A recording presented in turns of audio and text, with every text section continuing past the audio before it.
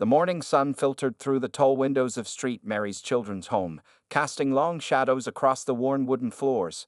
Sarah Chen sat quietly on the examination table, her small feet dangling above the ground as she waited for her annual physical checkup. At 12 years old, she was smaller than most children her age, with delicate features that hinted at her Chinese heritage. Nurse Jenkins noticed how Sarah clutched her favorite book, a weathered copy of The Secret Garden, close to her chest. It was a common sight at the orphanage, where Sarah was known as the girl who always had her nose buried in a book. The other children called her Mouse because of how quietly she moved through the hallways, trying to avoid attention. "How are you feeling today, Sarah?" Nurse Jenkins asked, writing something on her clipboard. Sarah merely nodded, her typical response to most questions. The staff had grown accustomed to her silence over the 4 years she had lived at Street Mary's. Some of the newer caretakers didn't even know what her voice sounded like. The examination room smelled of disinfectant and paper towels. Sarah's dark eyes wandered to the motivational posters on the walls, smiling children in colorful rainbows that seemed to mock the plainness of her daily life. She had been the last child to arrive for her checkup, preferring to wait until the noisy rush of other children had passed. Mrs. Thompson, the orphanage director, stepped into the room. Her comfortable shoes squeaked against the linoleum floor as she approached. "Sarah, dear, Dr. Phillips will be here in a moment. Have you been feeling well?" Her kind voice carried the weight of experience from decades of caring for children without families. Sarah's response was another quiet nod, but Mrs. Thompson noticed something unusual. The girl's hands were trembling slightly, and a thin sheen of sweat had formed on her forehead despite the cool September morning. Before she could comment, Dr. Phillips entered, his presence filling the small room with professional efficiency. "Good morning, Sarah," he said cheerfully, washing his hands at the small sink. "Let's see how you've grown since last year." He approached with his stethoscope, but stopped short when he saw Sarah's face. The color had drained from her cheeks, leaving her unusually pale. "Sarah?" Dr. Phillips stepped closer, concern creasing his forehead. "Are you feeling dizzy?" For the first time that morning, Sarah opened her mouth to speak, but instead of words, a strange gasp escaped her lips. Her eyes rolled back, and the book she had been holding fell to the floor with a dull thud. Then, without warning, her small body began to slide forward off the examination table. Dr. Phillips lunged forward, catching her before she hit the ground. "Call an ambulance," he shouted, laying her gently on the floor. Nurse Jenkins rushed to the phone while Mrs. Thompson dropped to her knees beside the unconscious girl. The next few minutes were a blur of activity. Sarah's pulse was weak but present, her breathing shallow and irregular. Her skin had taken on a grayish tinge that made her appear almost ghost-like under the fluorescent lights. Nothing in her medical history suggested any serious conditions. She had always been healthy, if quiet. The wail of approaching sirens cut through the usual morning calm of Street Mary's. Other children pressed their faces against the windows, watching as paramedics rushed in with a stretcher. In the library, Sarah's usual reading spot sat empty, a half-finished puzzle still waiting on the table where she had worked on it the previous evening. As the paramedics wheeled Sarah out to the ambulance, Mrs. Thompson clutched the fallen copy of The Secret Garden to her chest. Something fell from between its pages. A carefully folded piece of paper covered in Sarah's neat handwriting. But there was no time to read it now. The ambulance doors were closing. "I'll ride with her," Dr. Phillips announced, climbing in beside the stretcher. "Meet us at Massachusetts General." The doors slammed shut, and the ambulance roared away, leaving behind a wake of worried faces and unanswered questions. Inside the speeding vehicle, Sarah lay motionless as the paramedics worked. Her vital signs continued to weaken, puzzling the experienced medical team. Dr. Phillips watched helplessly as the young girl's condition deteriorated before his eyes, wondering what could have caused such a sudden collapse in an otherwise healthy child. None of them could have known that this was just the beginning, that Sarah Chen's quiet life was about to become the center of a mystery that would shock the medical community and change the lives of everyone involved. As the ambulance raced toward Massachusetts General Hospital, the only sound was the steady beep of monitoring equipment and the whispered prayers of those trying to save her life. Dr. Elena Rodriguez stared at the brain scans glowing on her computer screen, her coffee growing cold beside her keyboard. For 3 days straight, she had been studying Sarah Chen's case, and nothing made sense.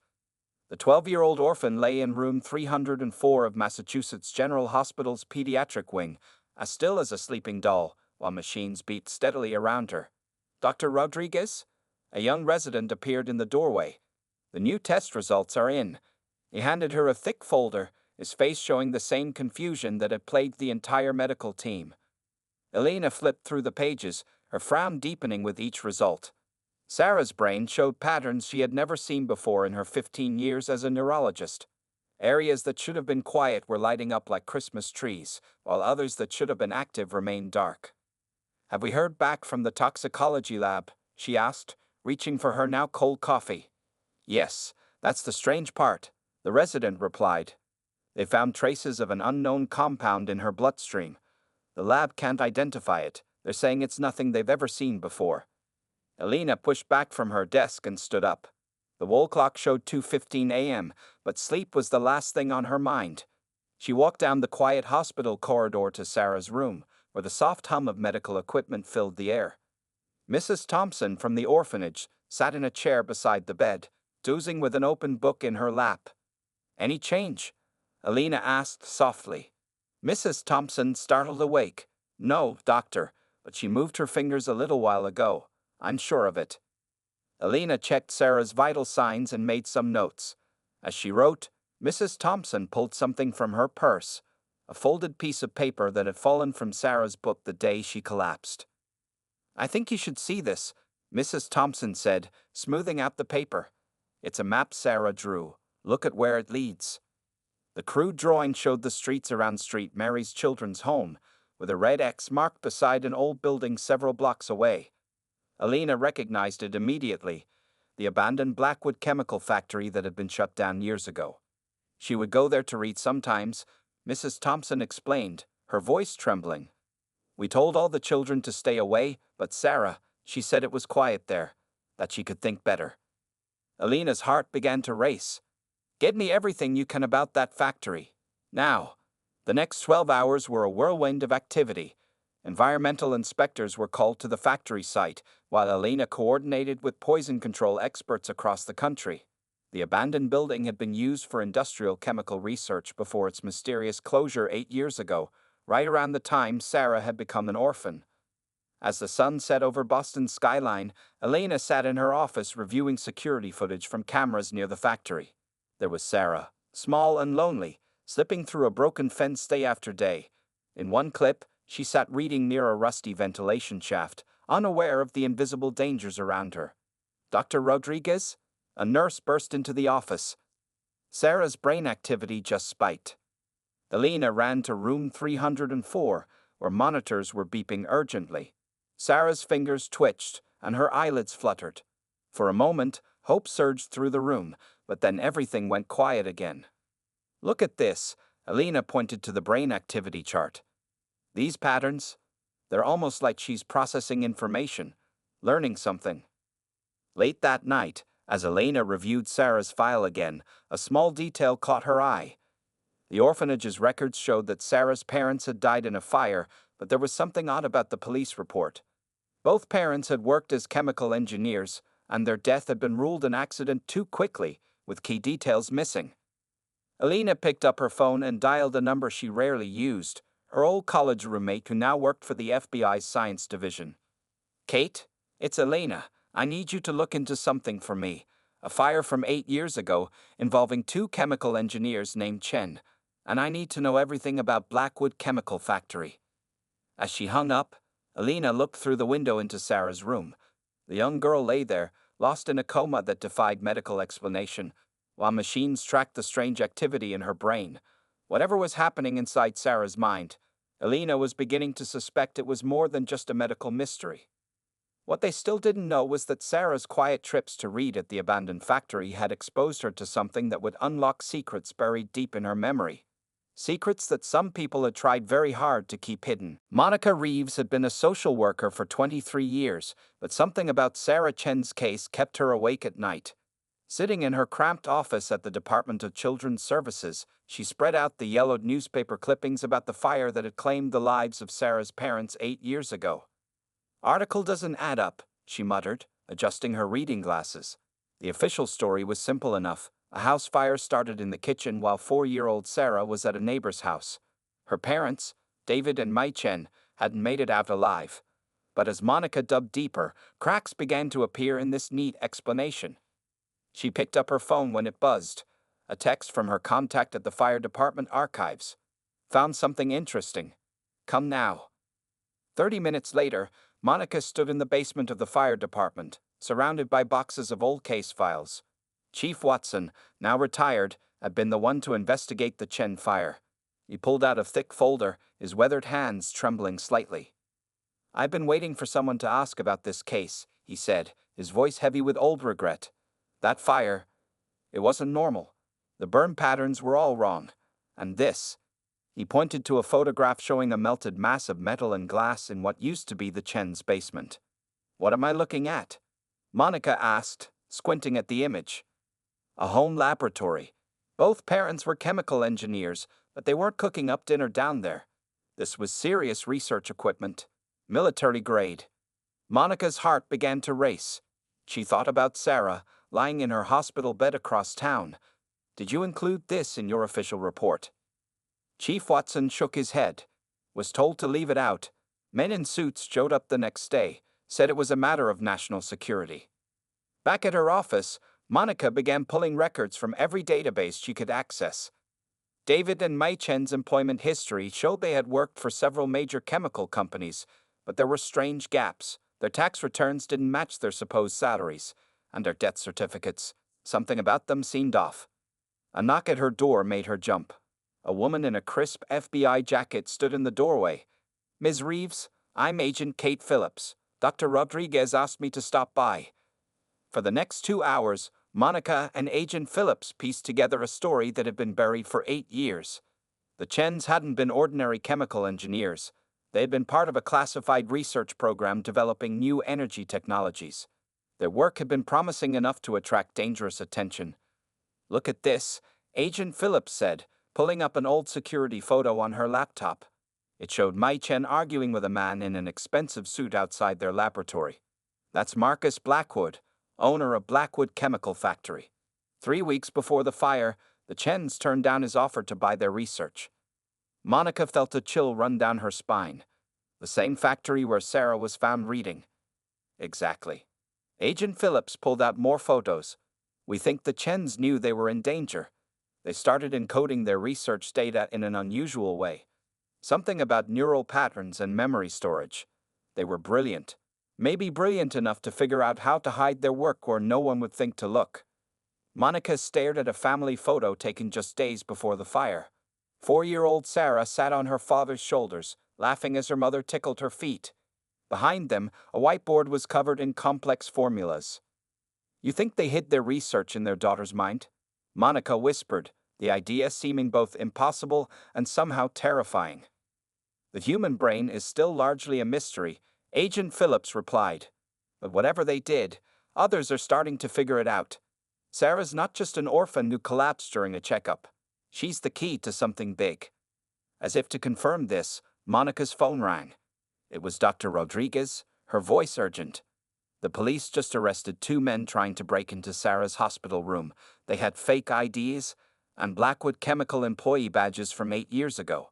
Monica looked at the family photo again, at Sarah's innocent smile. Whatever secrets were locked inside that little girl's mind, someone was willing to kill to get them.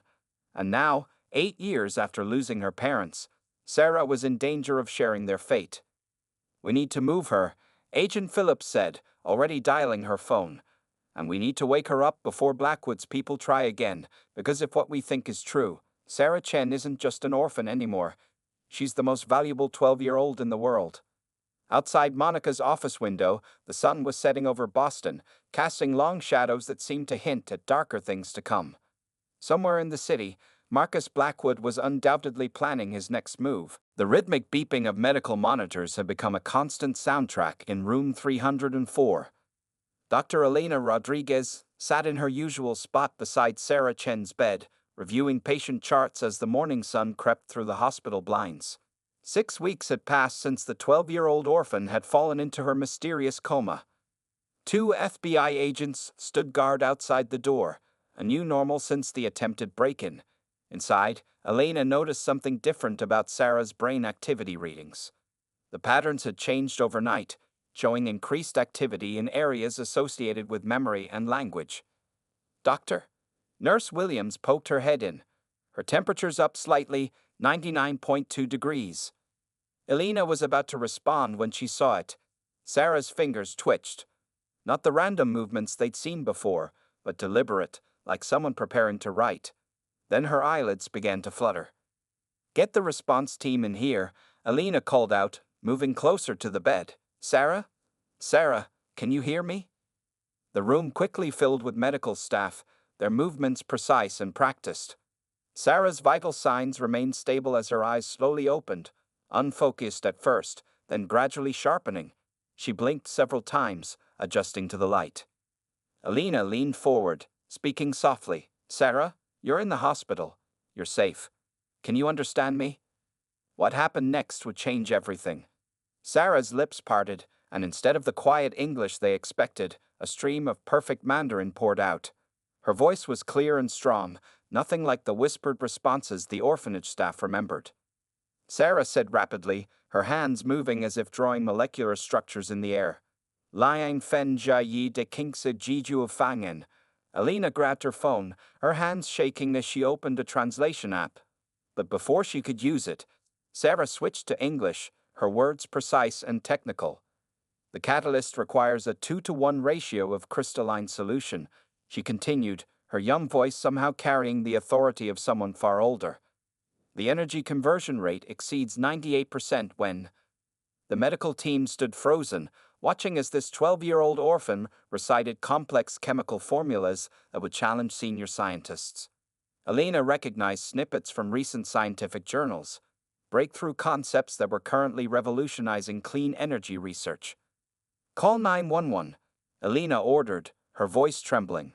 Ask for Agent Phillips. Tell her it's happening. Sarah's eyes locked onto Elena's face. They killed them because of this, she said clearly. The formula wasn't complete, but they stored it here. She tapped her temple gently. In patterns. In memories. In dreams about bedtime stories that weren't really stories at all. The FBI agents burst into the room, followed by Monica Reeves from Social Services. Sarah looked at them calmly, as if she'd been expecting their arrival. My father said you'd come, she continued, switching between English and Mandarin.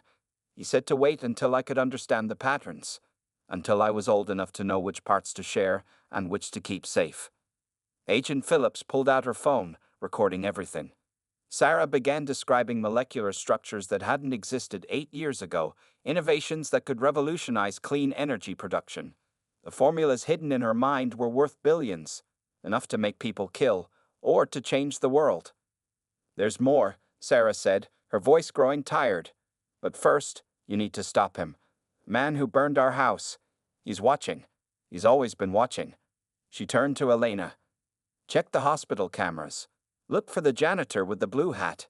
He's not really a janitor. Elena rushed to the door, relaying the message to security.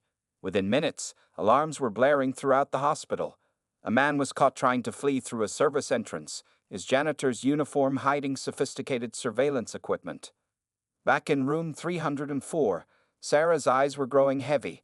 The burst of energy that had accompanied her awakening was fading. But before sleep claimed her again, she grabbed Elena's hand. Thank you for protecting me, she whispered. But now I need to protect you too. What's in my head? It's bigger than any of us knew. And this is just the beginning. As Sarah drifted off into normal sleep, not a coma this time, Elena looked at Agent Phillips, both women understanding the magnitude of what they'd witnessed. A child had just awoken with knowledge that could reshape the future of energy production, and somewhere in the city, Marcus Blackwood was undoubtedly already planning his next move. The race to protect Sarah Chen and her brilliant parents' legacy had officially begun. The FBI's temporary command center hummed with activity in a converted hospital conference room. Agent Kate Phillips stood before a wall covered with photos, documents, and red strings connecting the pieces of an 8-year-old puzzle.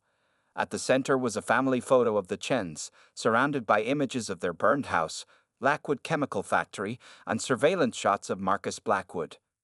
What we're dealing with, Kate explained to the assembled team, is perhaps the most sophisticated witness protection case in history. She pinned up a new photo, Sarah Chen's brain scan showing the unusual activity patterns. The Chens didn't just hide their research.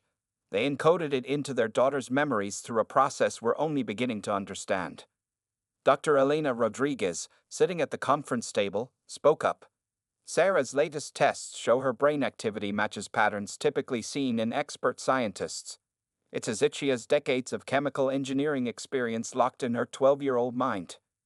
The door opened, and Monica Reeves rushed in, clutching a worn leather journal. "You need to see this," she said, placing it on the table. It was hidden in a safety deposit box under Mai Chen's maiden name. The bank just released it. The team gathered around as Kate carefully opened the journal. Inside, Mai Chen's elegant handwriting filled page after page with what looked like children's stories. But between the lines of princesses and dragons were complex chemical formulas, disguised as part of the tales. "Listen to this," Kate read aloud. "And the princess discovered that mixing the magical blue powder with the enchanted silver water would create a potion that could power the entire kingdom forever. It's not just a story, it's instructions for their clean energy breakthrough." Elena nodded. Sarah mentioned bedtime stories that weren't really stories. Her parents spent 4 years preparing her for this moment, knowing they might not survive to see it. A young FBI analyst burst into the room. "Agent Phillips, we've identified the man from the hospital, the fake janitor. He's Thomas Reed, former military intelligence, now working for Blackwood Industries." Kate's expression hardened. "That means Blackwood knows Sarah's awake. We need to move her now." But before anyone could act, alarms began blaring throughout the hospital. Security cameras showed armed men entering through multiple entrances, wearing maintenance uniforms and carrying fake IDs. "They're here," Kate said, drawing her weapon. "Rodriguez, get Sarah to the basement. There's a secure exit through the old service tunnel. Monica, bring the journal. Everyone else, defensive positions." In Sarah's room, the young girl was already sitting up, calm despite the chaos. "They're coming for the formula," she said as Elena helped her into a wheelchair. "But they don't understand. What's in my head isn't just about clean energy anymore." Elena pushed the wheelchair toward the service elevator, Agent Phillips covering their retreat. Behind them, they could hear shouting and running footsteps. "My parents knew Blackwood would try to weaponize their discovery," Sarah continued, her voice steady. "That's why they changed it. The formula in my mind. It only works for peaceful purposes.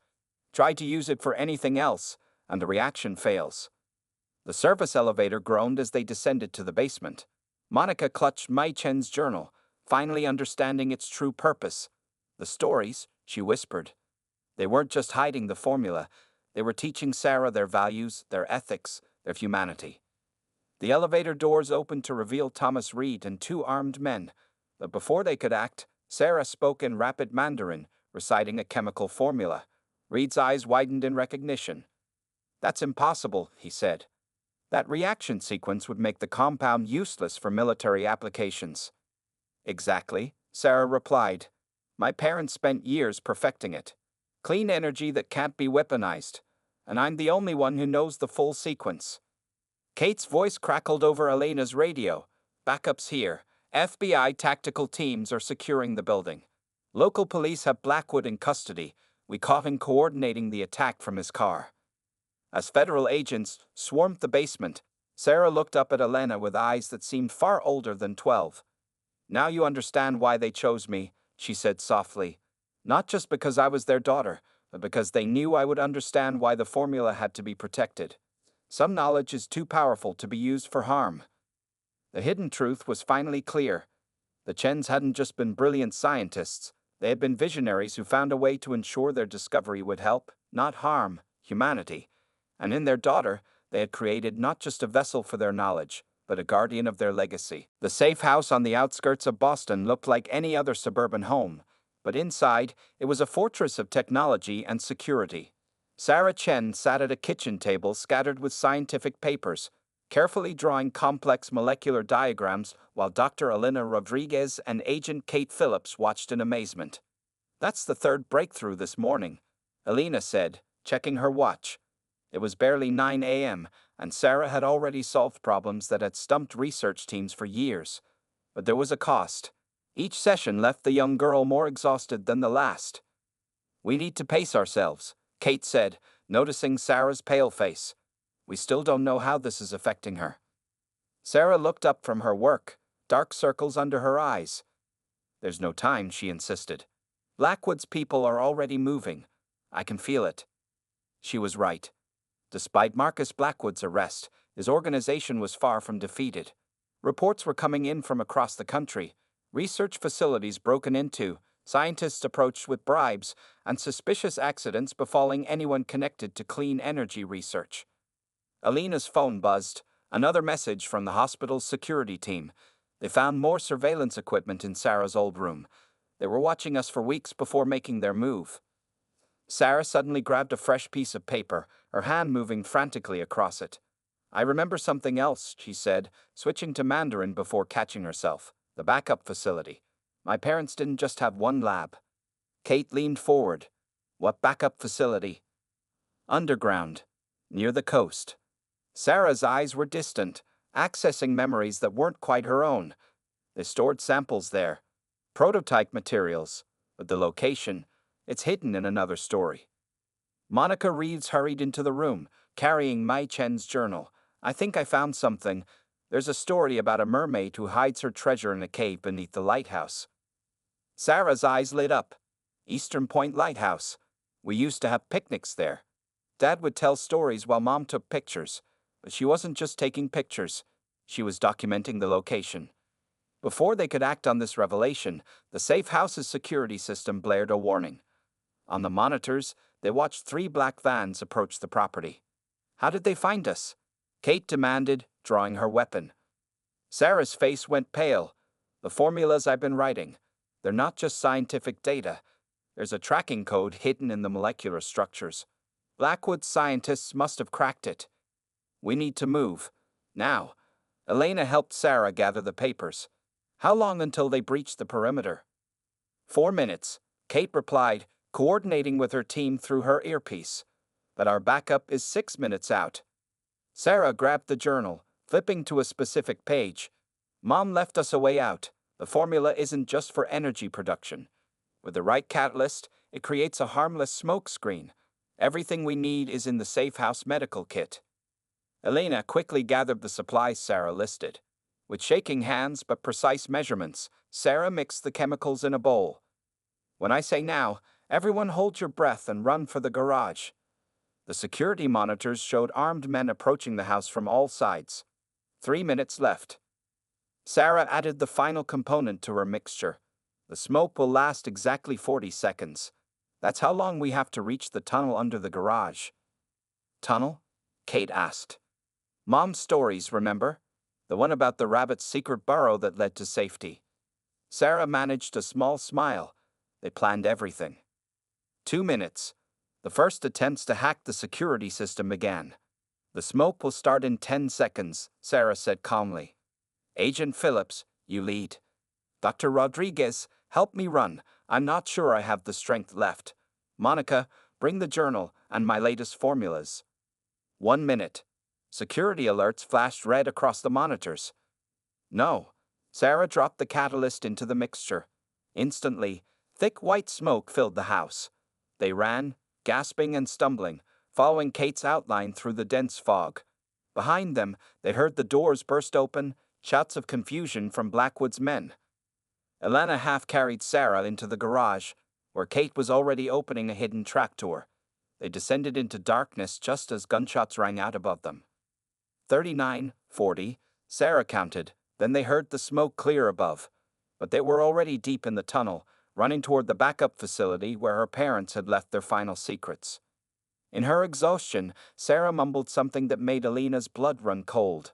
The real formula, the one they'll kill for. I haven't even started to remember it yet. The Eastern Point Lighthouse stood tall against the stormy sky as waves crashed against the rocky shore. Inside the hidden underground facility, Sarah Chen stood surrounded by FBI agents and federal prosecutors, her small hand steady as she pointed to files on a computer screen that hadn't been accessed in 8 years. "My father's research logs are all here," she said, her voice stronger now after several days of rest. Every meeting with Blackwood, every threat, every attempted bribe. They recorded everything. Agent Kate Phillips watched as technicians downloaded terabytes of data from the secret server room. The evidence was overwhelming: documents, recordings, and surveillance footage showing how Marcus Blackwood's organization had systematically stolen research from scientists across the country. "Look at this," Monica Reeves called from another terminal. She had found emails detailing payments to corrupt officials, blackmail schemes, and the careful planning that went into making the Chen family's murder look like an accident. Dr. Elena Rodriguez stood protectively near Sarah as they watched the federal team's work. "Your parents thought of everything," she said softly. "They created a trail that could only be found when you were ready to reveal it." Sarah nodded, touching the locket around her neck. A gift from her mother that they'd found in the facility's safe. "The final piece is inside my head," she said. "The complete formula that makes clean energy possible. But first, justice for my parents." In downtown Boston, FBI teams were already moving. Marcus Blackwood sat in his luxurious office on the top floor of Blackwood Tower when the doors burst open. News helicopters circled the building, broadcasting live as the energy tycoon was led out in handcuffs. "Breaking news," the television announcer's voice echoed through the underground facility. Energy Corporation CEO Marcus Blackwood and 12 top executives have been arrested on charges including industrial espionage, conspiracy to commit murder, and domestic terrorism. Sarah watched the screen, tears rolling down her cheeks. "Mom and Dad said the truth would come out when it was safe, when I was old enough to understand and strong enough to protect their work." The evidence was irrefutable.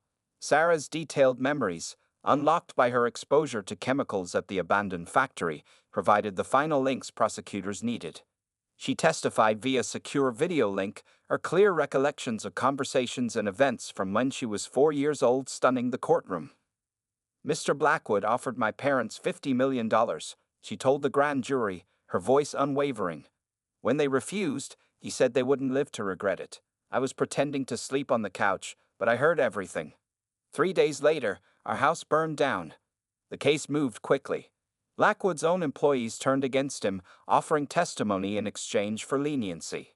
The corrupt officials he had bribed were exposed.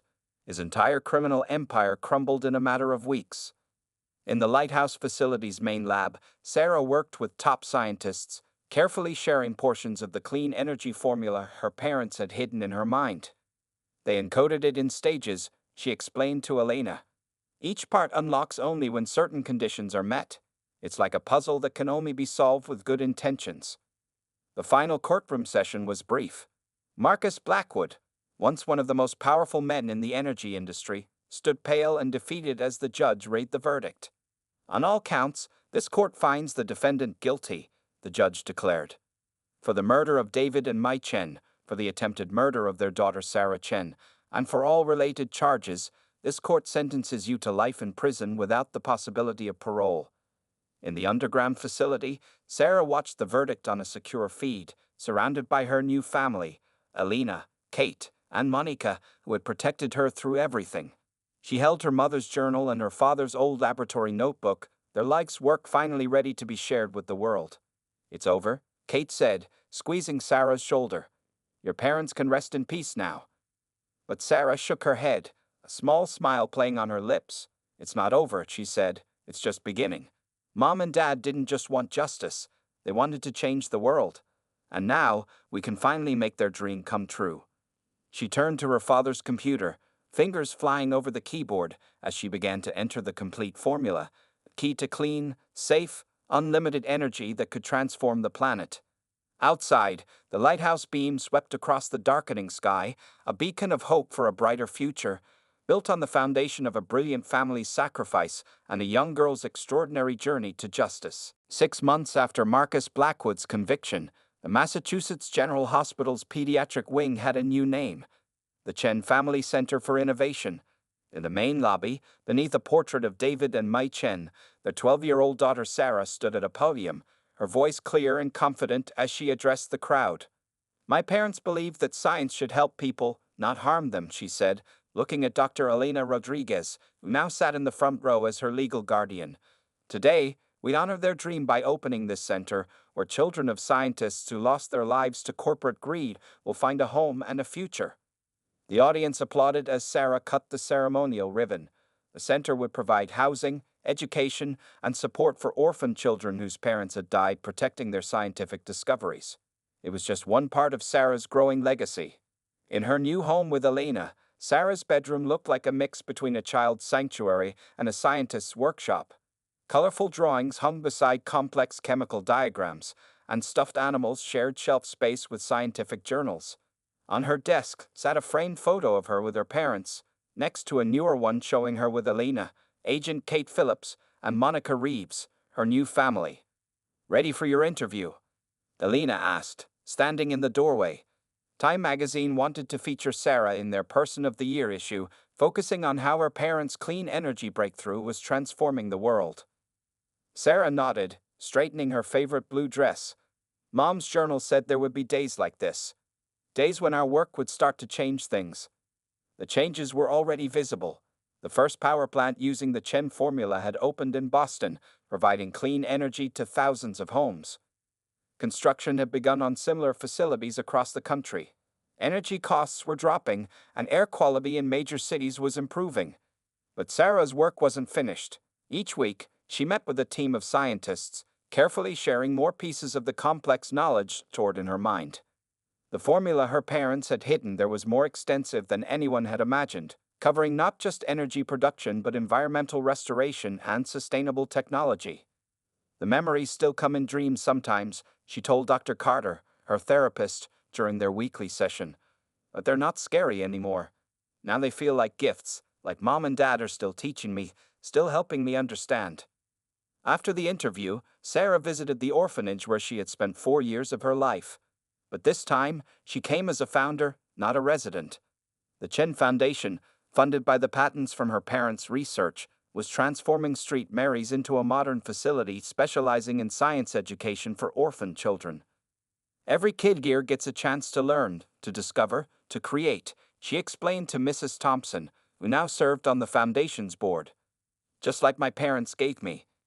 In the evening, Sarah sat in the garden of her new home, working on her latest project, a scholarship program for young scientists from disadvantaged backgrounds.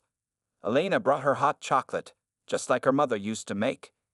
"You know," Elena said, sitting beside her, "your parents would be so proud of how you're using their legacy. Not just the scientific breakthroughs, but how you're helping others." Sarah smiled, looking up at the stars. The air was cleaner now, making them easier to see. They knew this would happen. In one of Mom's stories, there's a line about a phoenix rising from ashes, spreading its wings to help others fly. They weren't just hiding formulas in those stories. They were showing me the way forward. Agent Kate Phillips, who had become a regular visitor, joined them in the garden. "The last of Blackwood's network was arrested today," she announced. "Your parents' work is finally completely safe." "It was always safe," Sarah replied, pulling out her mother's journal, because they knew that true knowledge, the kind that helps people, can never really be stolen or destroyed. It just waits for the right time to grow. As night fell over Boston, lights began coming on across the city, powered by the clean energy that had cost her parents their lives but would save countless others. Sarah Chen, no longer just the quiet orphan who read books alone, had become a beacon of hope for a new generation of scientists and dreamers. In her room later that night, she wrote in her own journal, continuing the story her parents had begun. And so, she wrote, "From the ashes of loss grew a garden of new beginnings, where every child with a dream could find their wings and learn to fly."